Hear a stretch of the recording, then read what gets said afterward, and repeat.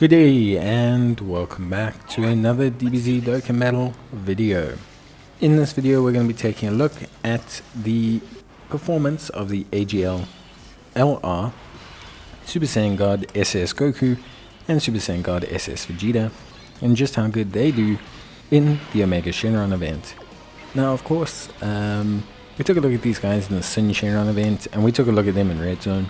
But this event is pretty much a whole nother kind of level above the Saiyan Shenron event. So I thought let's take a look and see how good it is. Obviously they're the kind of unit that, well, for me personally, I love. I think they're a great unit. Firstly because they don't need a lot to be effective. They're very, very solid, incredibly strong unit. They, just really, really good. And then, on top of that, they have a super duper useful active skill and transformation. So in their base form, obviously the big thing is you do need to have another Future Saga category ally on the team. That shouldn't be a big issue. They have 100% defense, guard all attacks for 4 turns as well. They have key +3 in attack and defense of 100%, they get an additional 2 key per type key sphere, and they get an additional 50% and attacks effective against all type when there's a Realm of the Gods enemy. They have an additional 150% defense with a high chance of evading the enemy's attack, including super attack as the first attacker in the turn. This is pretty useful because you're going to notice that they basically really do tank quite well in this first slot. So their guard lasts long enough that they usually handle the tech Shenron phase quite well. Then, because they have type advantage against strength Shenron, they also continue to be a good first start tank in that phase. And then against in Shenron you usually have the ability to use the Vegito transformation, which in turn makes them very, very strong. So you can see here right now, no items, tanking very well against tech Saiyan Shenron. This is a 55% Goku and Vegeta, so very, very good unit. Obviously under a 200% leader skill, but still very, very solid.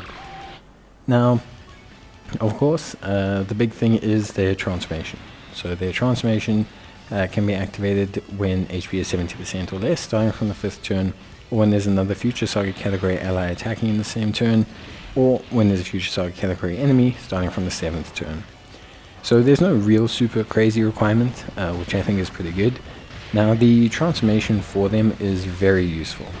Their transformation is incredibly powerful for a lot of reasons. So the first reason is it's just incredibly powerful. By the way, here you can see the evasion coming in handy. It is just flat out incredibly powerful. It's really strong, attacks effective against all types, 30% damage reduction, and additional 20% damage reduction, so 50% damage reduction before attacking, which is really good, high chance of evasion, and launching an additional attack as the first attacker in the turn, and then an additional super attack and medium chance of launching another super attack as the second or third attacker in the turn. Now the big thing is the active skill. So their active skill is really, really potent.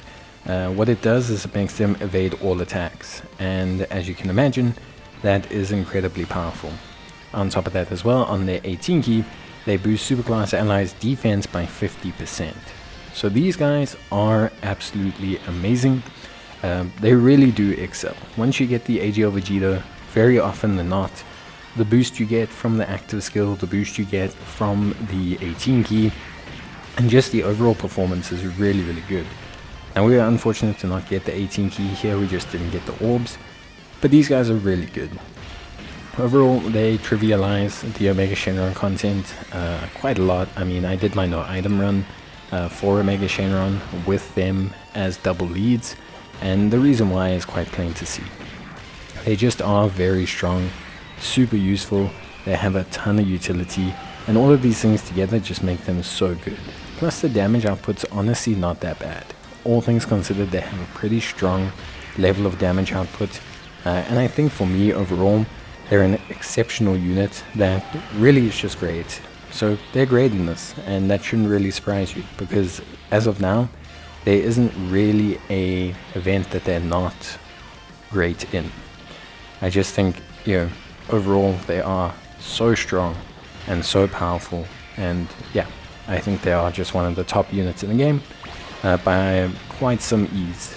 Some people don't like them because yeah, damage output before transformation isn't great, but I don't know.